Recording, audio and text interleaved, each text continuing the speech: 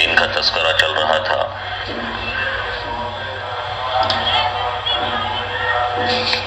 اللہ تبارک و تعالیٰ فرماتے ہیں فی قلوبہم مرض،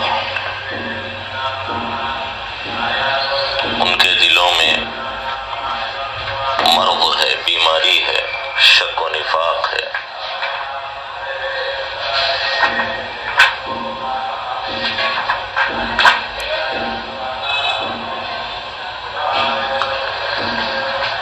یہ لوگ منافقین مومن کیوں نہیں ہیں، اور ان کو صحیح احساس و شعور کیوں نہیں ہو رہا ہے؟ قبل میں بات آئی تھی وما ہم بمؤمنین، یہ لوگ ایمان والے نہیں ہیں. اور اس کے بعد بات آئی تھی وما یشعرون، اور ان کو شعور نہیں ہے، ان کو احساس نہیں ہے، ان کو علم نہیں ہے. کیوں نہیں ہے؟ وجہ کیا ہے اس کی؟ آخر اللہ تبارک و تعالیٰ فرماتے ہیں بات دراصل یہ ہے ان کے ایمان والے نہ ہونے کی اور ان کو شعور و احساس نہ ہونے کی کہ ان کے دلوں میں شک ہے، ان کے دلوں میں بیماری ہے، مرض ہے. اس مرض نے اور اس بیماری نے، اس شک و نفاق نے ان کو ایمان سے، علم سے، شعور سے، احساس سے روک دیا ہے. اللہ کا کلام اللہ کے شایان شان ہوتا ہے، اسی لیے عام کتابوں کی طرح اس کا انداز، اس کا طرز بیان نہیں ہے. جیسے عام کتابوں میں ایک انداز ہوتا ہے، ایک طرز اور طریقہ ہوتا ہے ایک بات کو کہنے کا، پھر اس کے بعد اس کی وجوہات کو باقاعدہ بتانے کا کہ ہم یہ اس لیے کہہ رہے ہیں کہ یہ بات دراصل ایسی ہے اور ایسی ہے، اور وجہ اس کی یہ ہے. یہ عام کتابوں میں، عام رسالوں میں، عام مضامین میں ایسا چلتا ہے. وجوہات بتائی جاتی ہے، باقاعدہ تقسیمات بتائی جاتی ہے، اور باقاعدہ کلام پر ایک ترتیب کے ساتھ گفتگو کی جاتی ہے. ہر ایک چیز کو، ہر ایک وجہ کو ظاہر کیا جاتا ہے، واضح کیا جاتا ہے. علتیں، وجوہات کا بھی ذکر آ جاتا ہے. لیکن اللہ کا کلام اس سے مختلف ہوتا ہے. اسی لیے آپ یہ دیکھیں گے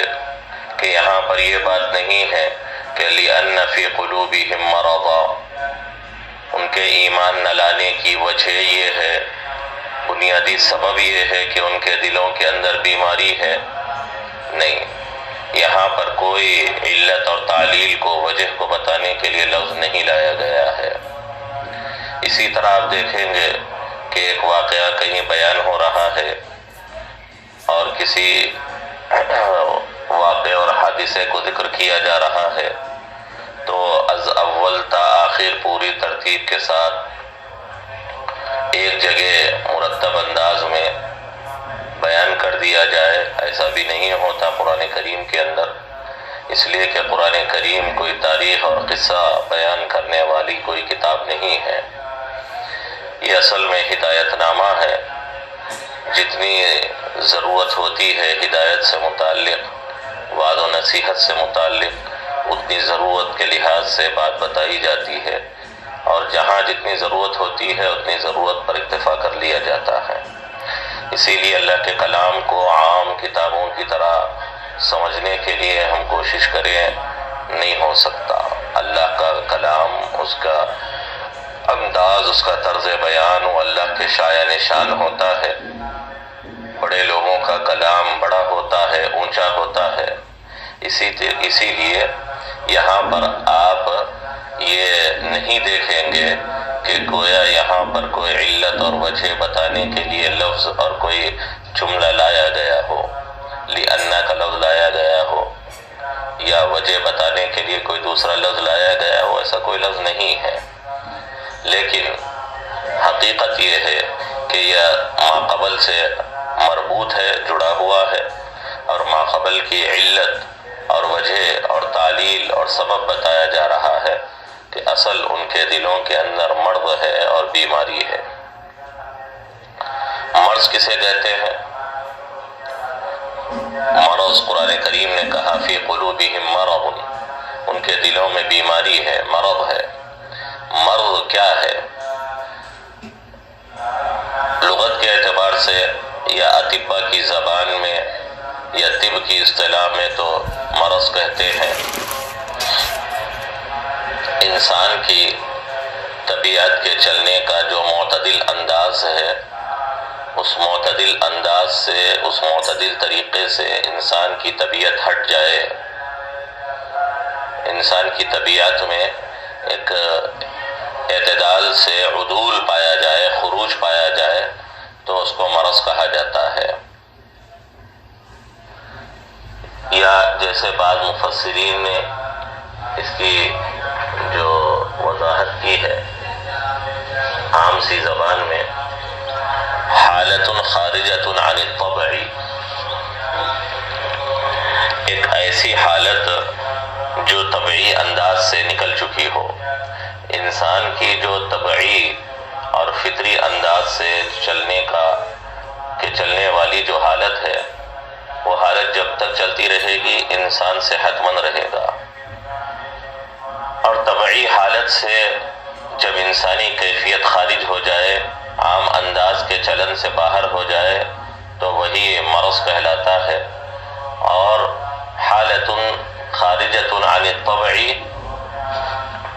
ضارۃ بالفعل، اور فی الوقت نقصان دہ ہو رہا ہو،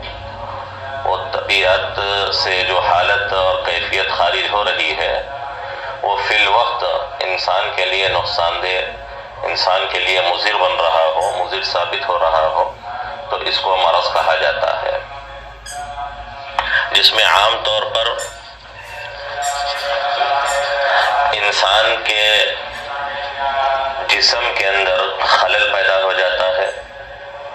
اور اپنے اعضاء و جوارح سے اور اپنی زندگی سے جو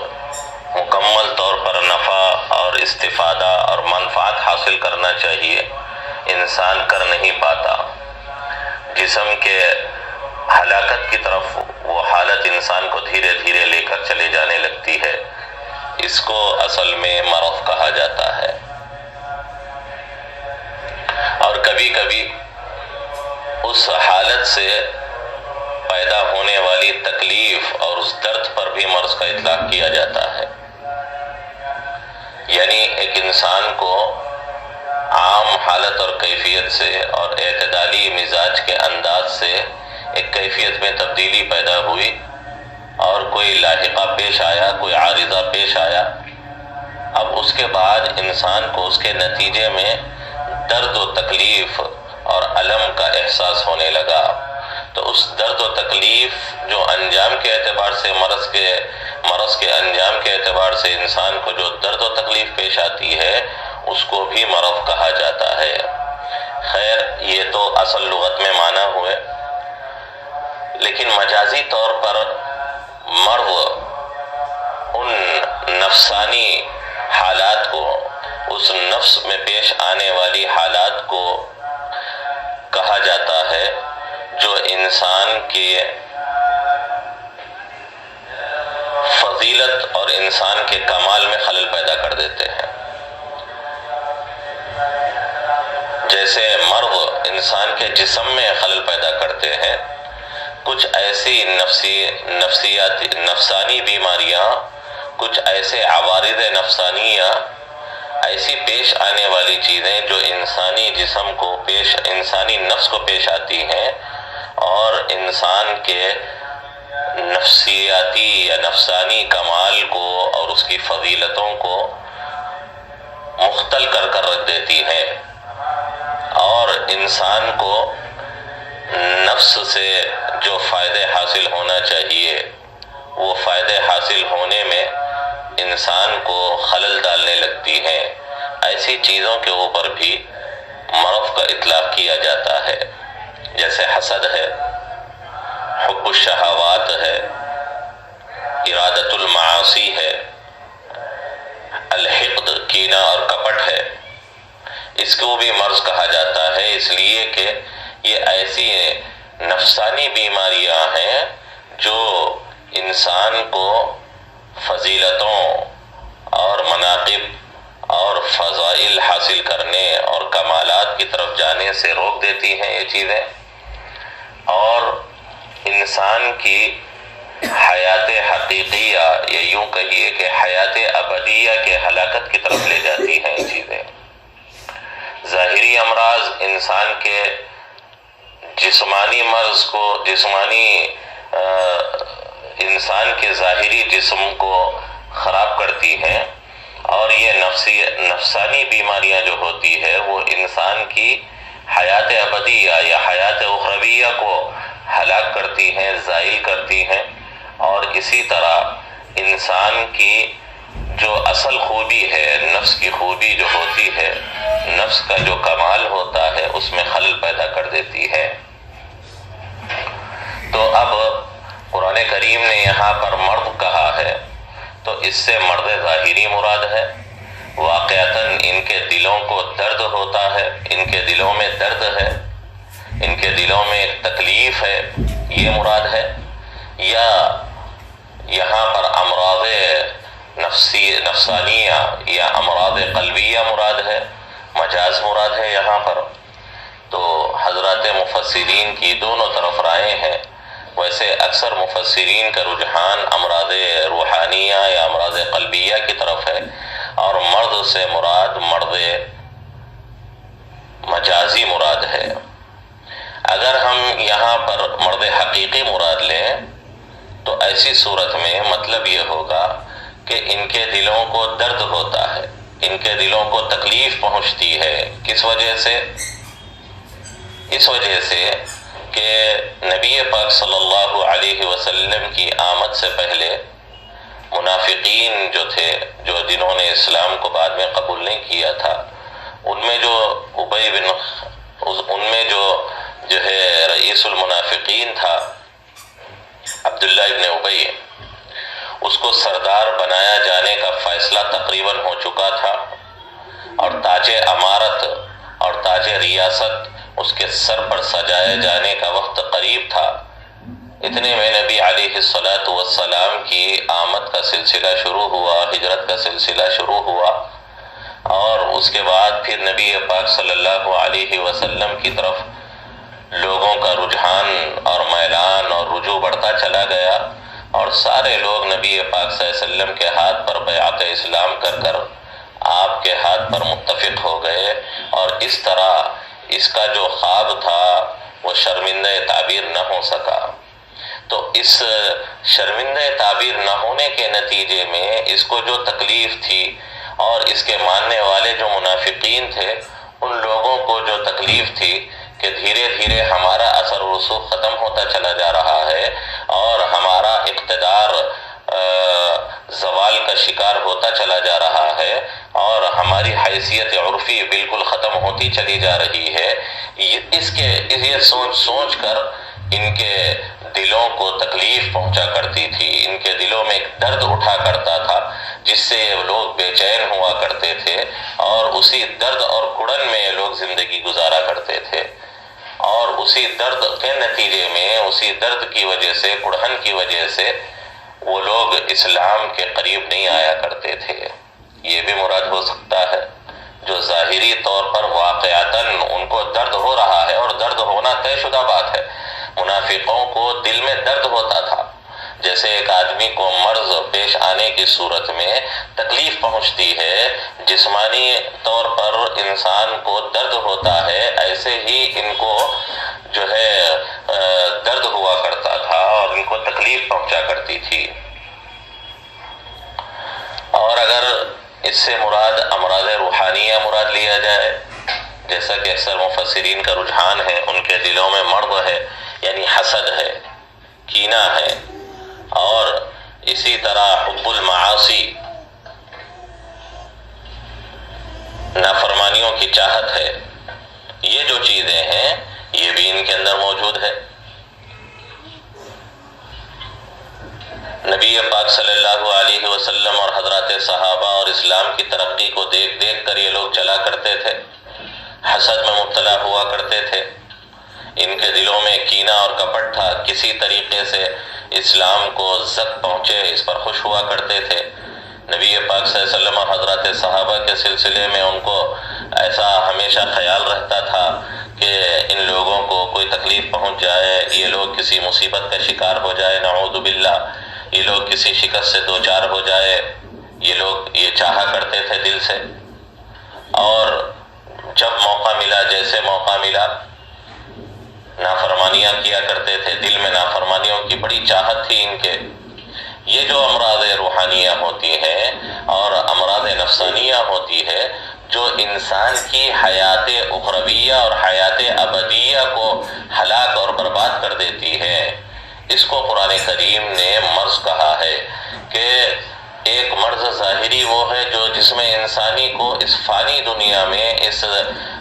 ختم ہونے والی دنیا میں ہلاک و برباد کر دیتا ہے۔ یہ مرض اتنا زیادہ نقصان دہ نہیں ہے، اس لیے کہ یہ جسم کو ختم کرتا ہے اور اس دنیا والے جسم کو جو وقتیہ ہے ختم کر دیتا ہے، لیکن وہ مرض جو نفسانی ہے اور روحانی ہے، وہ حیات ابدیہ کو ختم کر دیتی ہے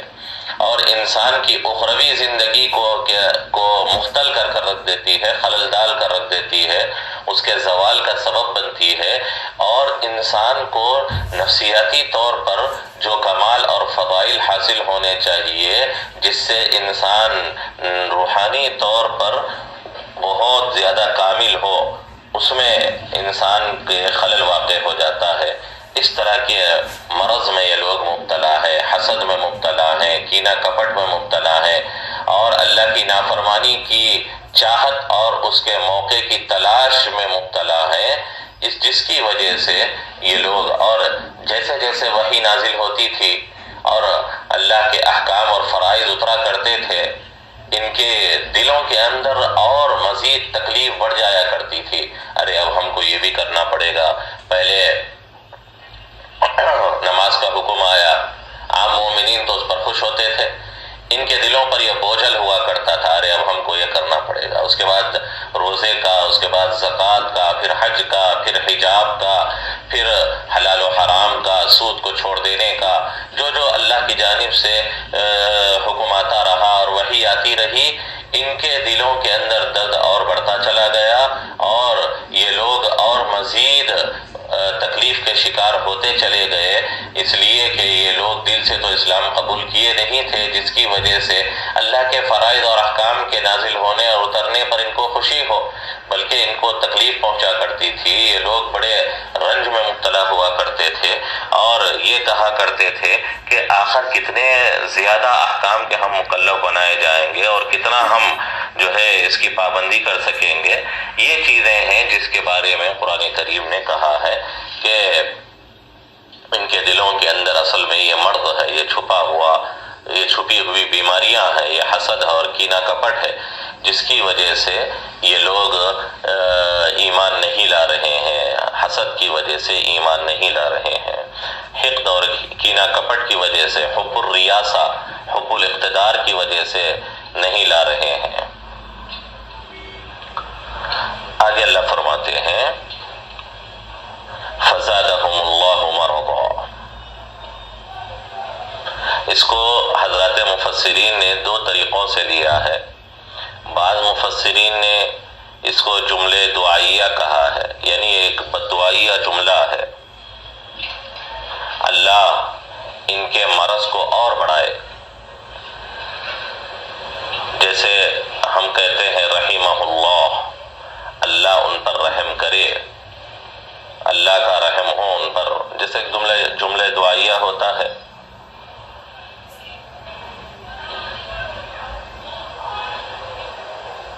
عافاک اللہ، اللہ آپ کو عافیت دے، رحمک اللہ، اللہ آپ پر رحم کرے۔ اسی طرح زادہم اللہ مرضا، گویا ایک بددعائیہ جملہ ہے، اور یہ کہا جا رہا ہے کہ جب ان کے دلوں میں مرض ہے تو اللہ ان کے مرض کو اور بڑھائے، وہ مرض کے اور مزید شکار ہوں۔ وہ اس قابل نہیں ہے کہ ان کے حق میں دعا کی جائے، یہ بد دعا کے مستحق ہے گویا۔ اگر یہ جملہ دعائیہ ہو جس کو ہم بد دعا کہتے ہیں تو ایسی صورت میں اس سے یہ ثابت ہوتا ہے کہ منافقین کو صراحتاً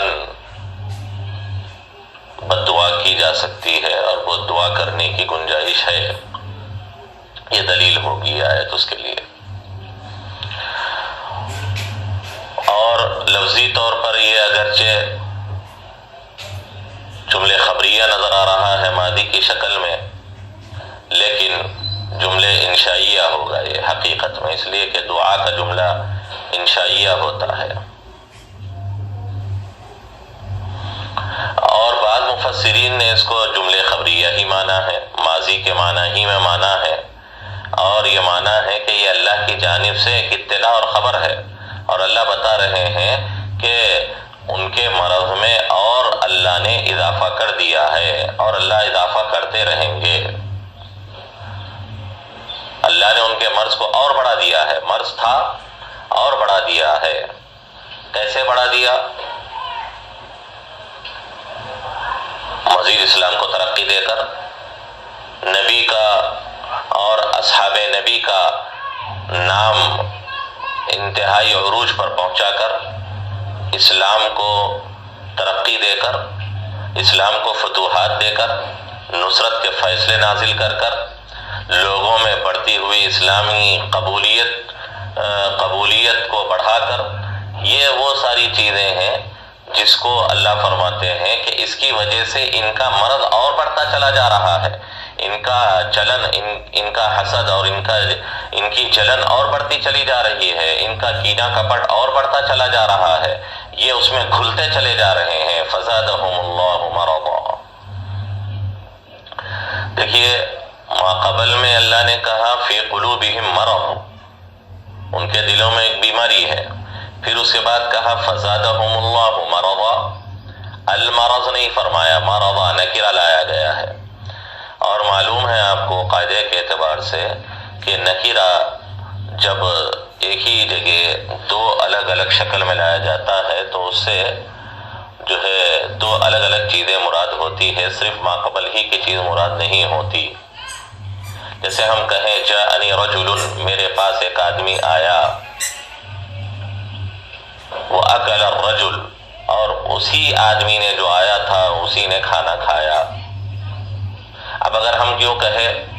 جاءنی رجل وَأَكَلَ رَجُلٌ، ایک آدمی آیا اور ایک آدمی کھانا کھایا. اب ضروری نہیں کہ آنے والا ہی کھانا کھائے، کھانا کھانے والا اور ہے، آنے والا اور ہے. نکرہ دو الگ الگ طریقوں سے ایک ہی لفظ نکرہ کے طور پر دو جگہ لایا جائے تو وہ ایک ہی نہیں ہوتے، ضروری نہیں ہے کہ ایک ہی ہوں. جیسے میں نے مثال دی، جاءنی رجل، ایک آدمی میرے پاس آیا، وَأَكَلَ رَجُلٌ، رجل کا لفظ دو بار آیا ہے لیکن نکرہ ہے، اور ایک آدمی نے کھانا کھایا، آنے والا اور ہے، کھانے والا اور ہے، یہ معنی ہوگا. اگر ہم یوں کہیں جاءنی رجل، ایک آدمی میرے پاس آیا، وَأَكَلَ الرَّجُلُ، اور اسی آنے والے نے کھانا کھایا، اس لیے کہ الف لام یہاں پر الف لام نے طے کر دیا ہے کہ یہاں پر الرجل سے مراد وہی خاص رجل ہے جس کا ذکر ابھی ماقبل میں آیا ہے کہ آنے والا جو آیا ہے آدمی وہی کھانا کھایا ہے. اس کو بہت آسانی کے ساتھ آپ سمجھ سکتے ہیں. قرآن کریم میں اللہ نے فرمایا ہے فَإِنَّ مَعَ الْعُسْرِ يُسْرًا وَإِنَّ مَعَ الْعُسْرِ يُسْرًا. عسر کے اوپر الف لام ہے، دو بار لایا گیا ہے، ایک ہی عسر ہے. اور یسر لفظ دو بار آیا ہے لیکن نکرہ ہے. اسی سے مفسرین نے نکالا ہے کہ ایک عسر اور تنگی کے بعد اللہ کی جانب سے دو دو یسر ملتے ہیں، آسانیاں اور گنجائش اور کشائش دو دو ملتے ہیں اللہ کی جانب سے. اسی لیے یہاں پر بھی فی قلوبہم مرض، ان کے دلوں میں مرض ہے. فزادہم اللہ مرضا، اللہ ان کے مرض کو اور بڑھا، اللہ نے ان ان کے مرض کو اور بڑھا دیا، مرضن یہاں پر بھی نکرہ ہے، دو الگ الگ ہوں گے، وہی مرض جو تھا اسی کو بڑھایا نہیں بلکہ ایک الگ سے مرض ہے جو اللہ نے اور بڑھا دیا ہے اور اس کی کیفیت میں اضافہ کر دیا ہے۔ تو خیر بہرحال یہاں پر نکرہ لایا جانے کی وجہ سے یہ معنی پیدا ہوئے ہیں۔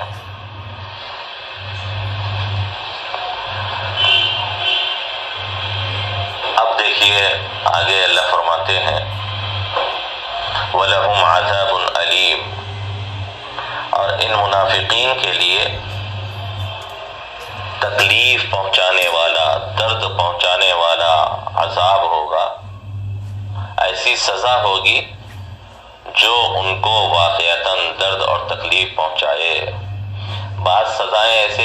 ایسی بھی ہوتی ہے کہ صرف مار تو پڑتی ہے لیکن درد نہیں ہوتا، صرف بظاہر دیکھنے میں تو وہ سزا محسوس ہو رہی ہے لیکن حقیقت میں اس میں تکلیف اور درد کا احساس نہیں ہوتا۔ بہت ساری ایسی سزائیں ہوتی ہے، دیکھنے میں سزا محسوس ہوتی ہے لیکن جس کو سزا دی جا رہی ہے وہ اس سے زیادہ تکلیف محسوس نہیں کرتا، اس سے زیادہ درد محسوس نہیں کرتا۔ جیسے آپ دیکھتے ہیں عادی مجرم جو لوگ ہوتے ہیں ان کو پولیس کے ڈنڈے پڑتے پڑتے اس کے عادی ہو جاتے ہیں، شروع میں درد و تکلیف ہوتی ہے لیکن بعد میں ایسے عادی ہو جاتے ہیں کہ ان کے جسم گھٹیلے ہو جاتے ہیں، ڈنڈوں کے عادی ہو جاتے ہیں، بعد میں ڈنڈے مار بھی لیے جائیں تو صرف جسم پر ڈنڈا پڑتا تو ہے لیکن اندرونی درد اور تکلیف کچھ نہیں ہوتی، اسی لیے وہ ٹھیٹ ہو جاتے ہیں۔ بچوں کو بھی بار بار مارتے ہیں تو شروع میں مار کا ڈر ہوتا ہے اور اس سے درد اور تکلیف ہوتی ہے، پھر جب زیادہ مار کر ان کو عادی بنا دیا جاتا ہے تو اب کتنا ہی مار لیں، بچے اپنے ضدی پن اور ڈھیٹ پنے پر برقرار رہتے ہیں، اس لیے کہ اب مار کی کا جو درد تھا، مار کی جو تکلیف تھی وہ ختم ہو چکی، اب عادی ہو چکے ہیں وہ لوگ۔ تو جب کسی چیز کے عادی ہو جاتے ہیں تو وہ چیز زیادہ تکلیف کا باعث نہیں ہوتی۔ تو اللہ نے بات بتائی کہ ان کو ایسا عذاب ہوگا جو صرف دیکھنے میں سزا ہو، دیکھنے میں وہ سزا کسی شکل ہو لیکن تکلیف نہ ہو، یا مسلسل ان کو سزا دیے جاتے رہنے کی وجہ سے جہنم میں ان کے اجسام عادی ہو جائیں سزاؤں کو بھگتنے کے اور سزاؤں کو سہنے کے۔ اب شروع میں تو جہنمیوں کو کیا ہو، سزا ملے اور ان کو عذاب دیا جائے اور اس کا درد اور تکلیف بھی ان کو ہو، لیکن جیسے جیسے وقت گزرتا چلا جائے گا اور جیسے جیسے زمانہ بڑھتا چلا جائے گا تو جہنمیوں کے اجسام اس کے عادی ہو جائیں گے اور جہنمیوں کو تکلیف نہیں ہوگی عادت ہو جانے کی وجہ سے۔ اللہ فرماتے نہیں، ایسا نہیں ہوگا، عذاب علیم، درد پہنچانے والا عذاب ہوگا ان کو، چاہے کتنا لمبا عرصہ گزر جائے جہنم میں، لیکن جو درد اور تکلیف شروع میں تھی،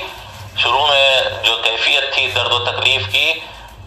ایک لمبا عرصہ گزر جانے کے بعد بھی، دہر طویل اور زمانے طویل گزرنے کے باوجود بھی ان کے درد و تکلیف میں کوئی کمی نہیں ہوگی۔ ہر مرتبہ ایسا محسوس ہوگا کہ یہ سزا پہلی مرتبہ دی جا رہی ہے۔ کلما نضجت جلودہم بدلناہم جلودا غیرا، اللہ نے قرآن کریم میں فرمایا ہے کہ ہر مرتبہ الگ الگ جسم دیا جائے گا، نئی نئی سزا کی تکلیف ہر مرتبہ ان کو محسوس ہوگی۔ ایسا نہیں ہوگا کہ ان کے اجسام عادی ہو جانے کی وجہ سے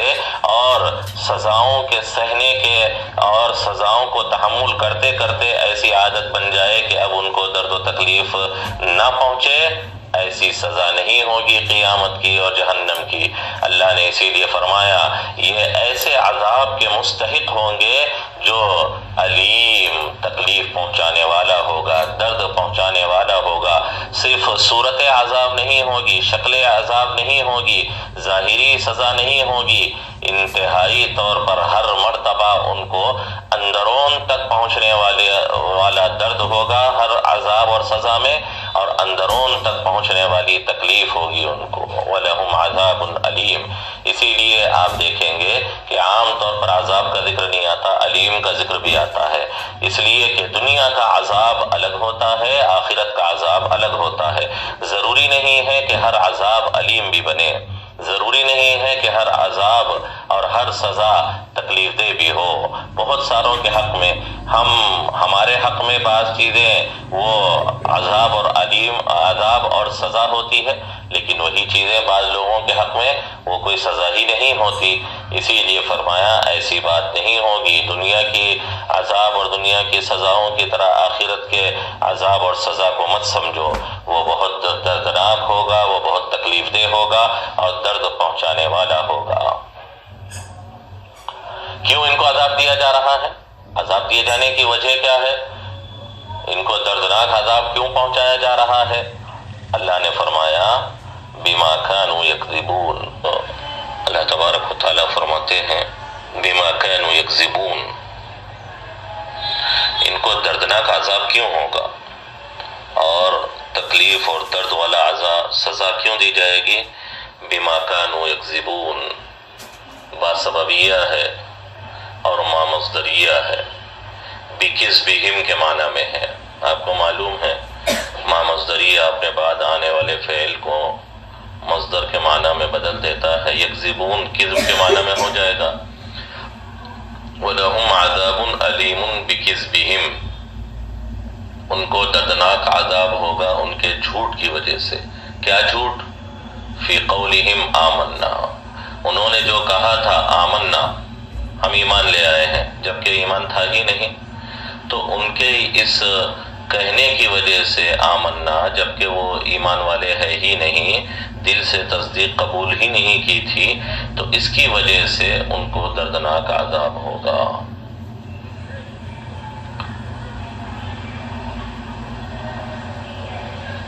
یکذبون تخفیف مخفف ہی کی قرات راجح ہے، اور بعض قراء نے یکذبون بھی پڑھا ہے باب تفعیل سے، یکذبون الرسول، یعنی رسول اللہ صلی اللہ علیہ وسلم کو جھٹلانے کی وجہ سے۔ بہرحال مقصد ایک ہی ہوگا، چاہے آپ اسے لازم مانے جھوٹ بولنا، چاہے متعدی مانے جھٹلانا، دونوں کے معنی تقریباً ایک ہی ہوتے ہیں۔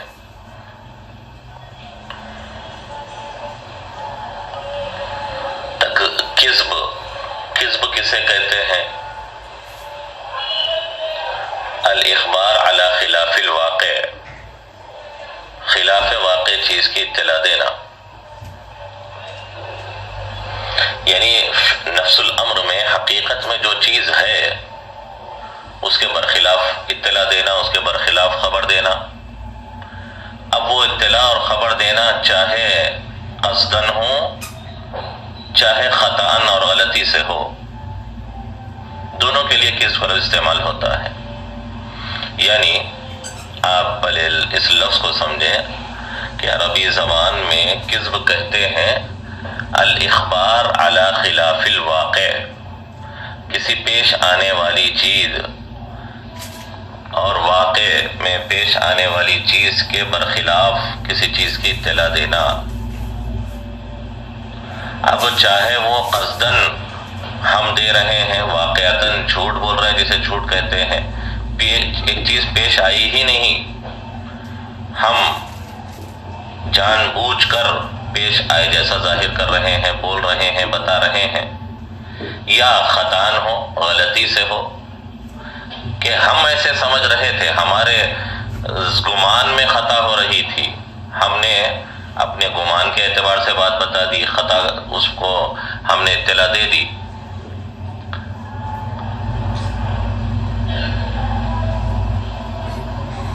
ایک جگہ زید ایک آدمی سے بھڑ رہا تھا، لڑ رہا تھا، واقعی میں وہ زید تھا لیکن ہم نے زید نہیں سمجھا، تو ایسی خطا ہوتی ہے۔ تو اب دیکھیے آپ کہ جو بھی چیز حقیقت ہو اس کے خلاف اطلاع دینے کو کذب کہا جاتا ہے، اس کے خلاف چیز بتانے کو، اطلاع دینا یعنی بتانا، اس کو کذب کہتے ہیں۔ تو یہ لوگ دل میں نفاق رکھ کر، شک رکھ کر، کفر رکھ کر اس کے خلاف میں تصدیق ظاہر کر رہے ہیں، اس کے خلاف میں ایمان کا اظہار کر رہے ہیں، تو یہی کذب ہے، یہی جھوٹ ہے، یہ اللہ کو ناپسند ہے، اسی لیے ان کو دردناک عذاب ہوگا اور ان کو دردناک سزا ہوگی۔ باقی کذب جو خلاف واقع چیز کو یا خلاف حقیقت چیز کو بتانا اور ظاہر کرنا، جو کذب کی حقیقت ہے، وہ شریعت میں حرام ہے، جائز نہیں ہے، بلکہ گناہ کبیرہ ہے، اس کے اوپر بڑی سخت وعیدیں آئی ہے۔ اپنی تقریباً تمام شکلوں کے ساتھ کذب اور جھوٹ گناہ ہے، قابل سزا ہے۔ بعض اس کے اندر استثناءات رکھے گئے ہیں، ان استثناءات کے اندر ایک خاص مصلحت دینیہ کے پیش نظر اس کی اجازت دی گئی ہے، جس کو کذب مباح کہا جاتا ہے۔ کذب اپنی حقیقت اور شکلوں کے ساتھ وہ حرام ہے، گناہ کبیرہ ہے شریعت میں۔ جو چیز حقیقت ہے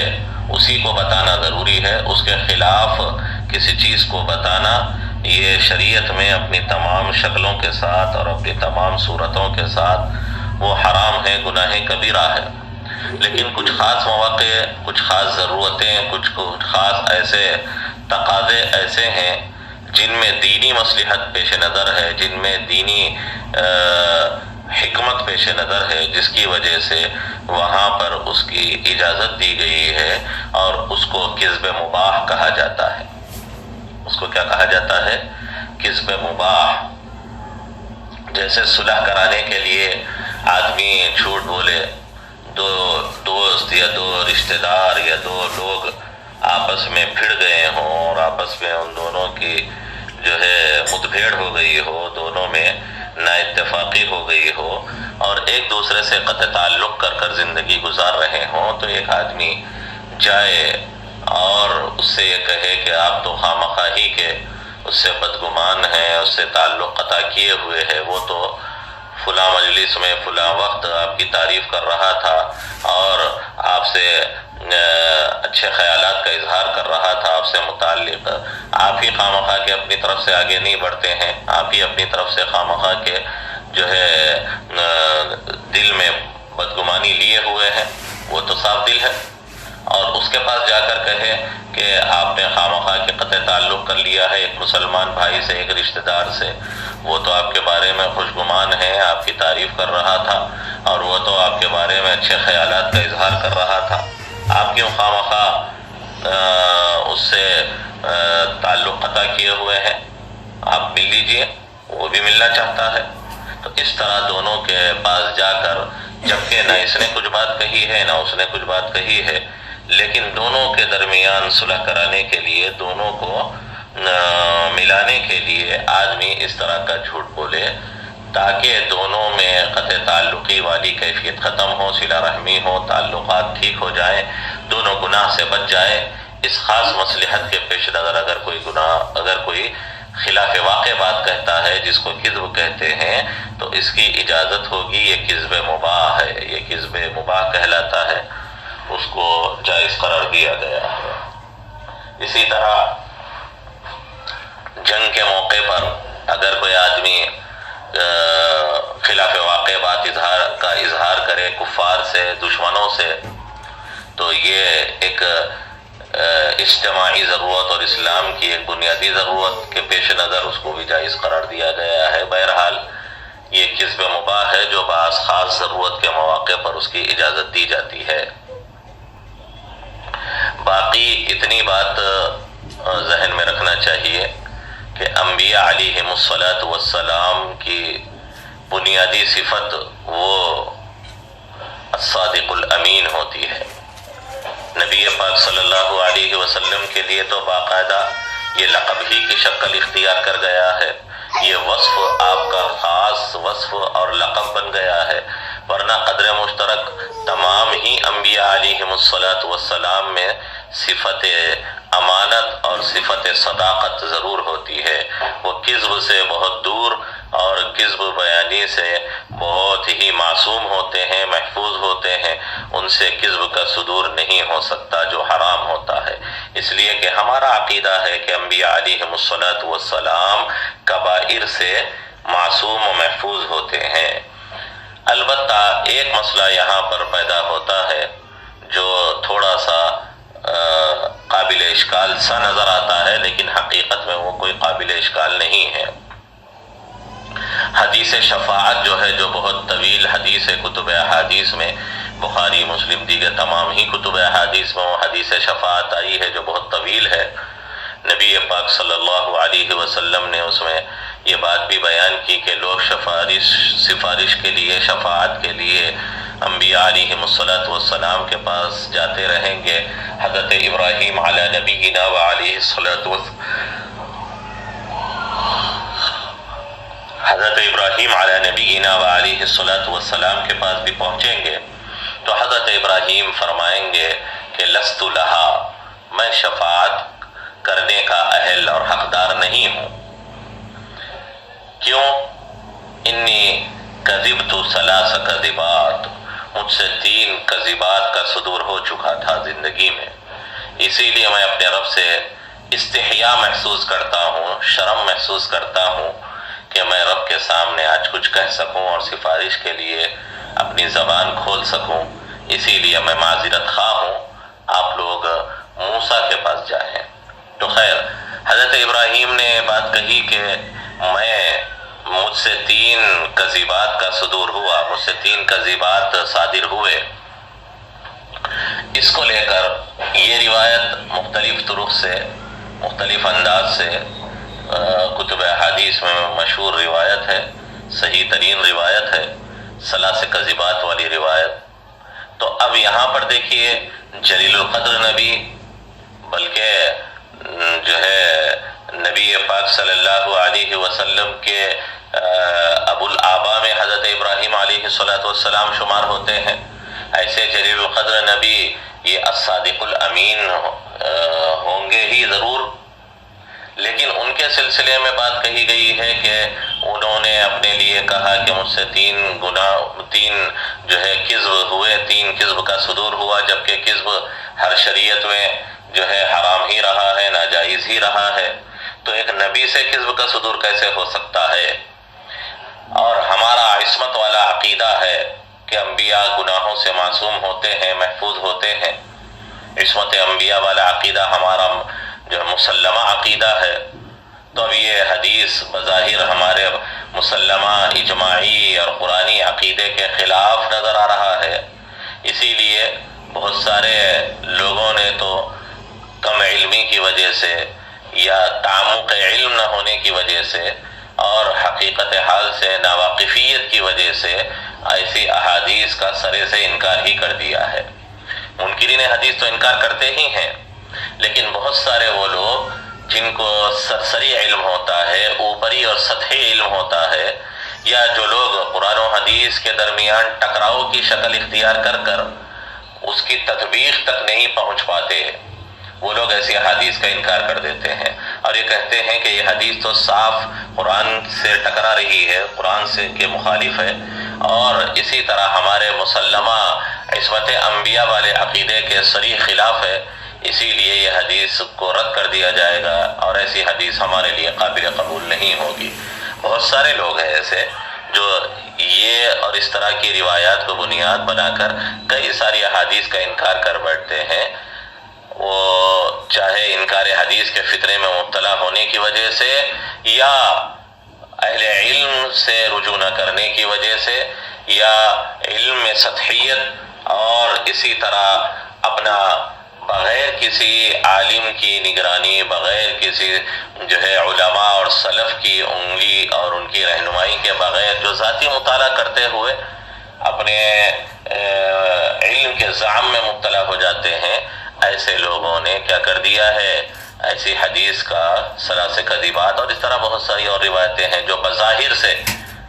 جو اپنے ظاہر سے ظاہری طور پر ٹکراتی ہوئی مخالف سی نظر آتی ہے، لیکن حقیقت میں کوئی ٹکراؤ نہیں ہوتا۔ اہل علم اس کی تطبیق کو اور اس کی صحیح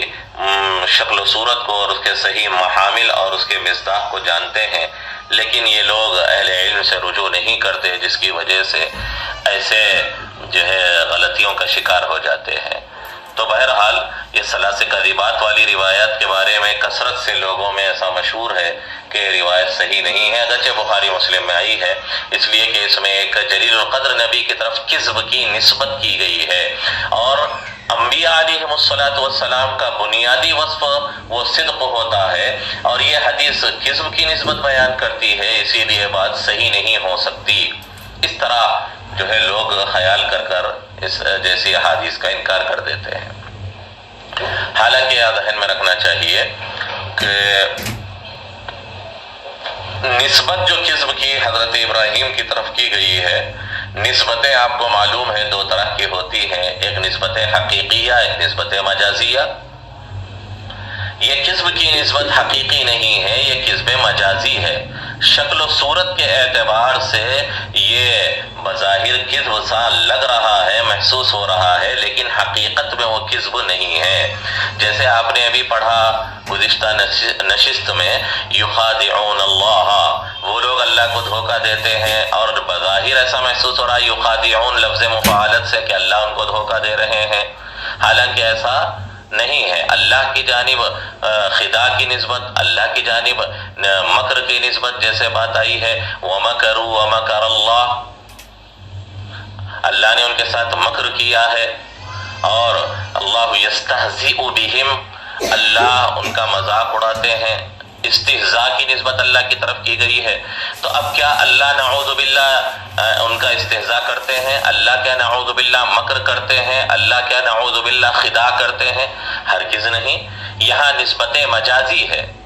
یہاں کسی اور معنی کی مناسبت کی وجہ سے یہ نسبت کی جا رہی ہے۔ ایسے ہی حضرت ابراہیم علیہ نبینا وعلیہ السلام کی جانب جو کذب کی نسبت کی جا رہی ہے وہ مجازی نسبت ہے، وہ حقیقی نسبت نہیں ہے۔ اصل میں جو مجازی یعنی شکل و صورت کے اعتبار سے وہ کذب جیسا نظر آ رہا ہے، لیکن حقیقت میں وہ کذب نہیں ہے، جس کو تعریف کہا جاتا ہے، جس کو معاریض کہا جاتا ہے، وہ جہاں پر بات آئے گی حضرت ابراہیم علیہ السلام سے متعلق 17ویں پارے میں، جہاں پر انہوں نے کہا تھا اپنی قوم سے انی سقیم، میں بیمار ہوں، میں تمہارے بت پرستانہ اور تمہارے مشرکانہ رسم میں اور میلے میں نہیں آ سکتا، اس لیے کہ میں بیمار ہوں۔ یہ جو کہا تھا یہ اس کو بظاہر کذب کہا گیا ہے، لیکن حقیقت میں وہ کذب ہے ہی نہیں۔ شکل و صورت کے اعتبار سے کذب نظر آ رہا ہے، یہ تو تعریض کہلاتا ہے، اور تعریض کذب نہیں ہوا کرتا۔ تو یہ نسبت جو حضرت ابراہیم کی طرف علیہ السلام کی طرف کذب کی جا رہی ہے، وہ حقیقی نسبت ہے ہی نہیں۔ اگر ایسے کہا جائے تو پھر تو قرآن کریم کے اندر اللہ کی جانب مکر کی اور اسی طرح استہزاء کی اور یخادعون کی نسبت کی گئی ہے، تو اس لحاظ سے تو العیاذ باللہ، نعوذ باللہ، بات قرآن پر بھی آ جائے گی۔ تو اسی لیے بات یہ ہوتی ہے کہ استعارات ہوتے ہیں، مجازات ہوتے ہیں، نسبتوں کے اندر کنایات استعمال ہوتے ہیں، استعارات استعمال ہوتے ہیں۔ اسی لیے یہ کہنا کہ انبیاء علیہم السلام، بہت سارے ایسے لوگ ہیں جو دنیا میں ابھی یعنی موجود اسکالرز کہلانے والے یا پروفیسرز کہلانے والے ایسے لوگ ہیں جو لوگوں میں مقبول بھی ہیں، مشہور بھی ہیں، لوگ سنتے بھی ہیں۔ ایسی روایتوں کو بظاہر ٹکراؤ اور مخالفت کی جیسی شکل و صورت پیدا کر اس کا انکار کر دیتے ہیں، لیکن اہل علم جانتے ہیں کہ اس میں کیا حقیقت ہے۔ اسی لیے میں نے بات کہی کہ اگر اس حدیث کو صرف اس وجہ سے اور اس بنیاد پر غلط قرار دیا جا رہا ہے اور اس روایت کا انکار کیا جا رہا ہے کہ اس میں ایک جلیل القدر نبی کی طرف کذب کی نسبت کی جا رہی ہے، تو پھر تو بات قرآن پر بھی آئے گی کہ قرآن کے اندر مکر کی نسبت، استہزاء کی نسبت، خداع کی نسبت اللہ کی طرف کی جا رہی ہے، تو پھر تو نعوذ باللہ ثم نعوذ باللہ قرآن کو بھی غلط ٹھہرانا چاہیے۔ تو اصل بات یہ ہے کہ لوگ حقائق کو نہیں سمجھتے، علم کی گہرائی کو سے واقف نہیں ہوتے، استعارات کو نہیں جانتے، کنایات کو نہیں جانتے، نسبتوں کو نہیں جانتے، مجازات اور استعمالات اور عرف کو نہیں جانتے. اس وجہ سے ایسی غلطیوں کا ارتکاب کر بیٹھتے ہیں اور ایسی جہالتوں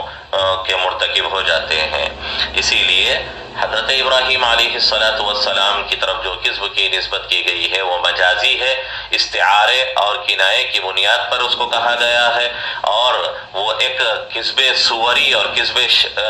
ظاہری ہے، حقیقی نہیں ہے. یا پھر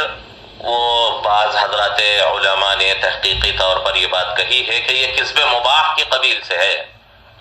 کذب حرام بھی ہے اور کذب مباح بھی ہے. تو حضرت ابراہیم نے اس مقام پر جو شفاعت کا مقام تھا، بڑا اونچا مقام تھا، اور اس کے لیے بہت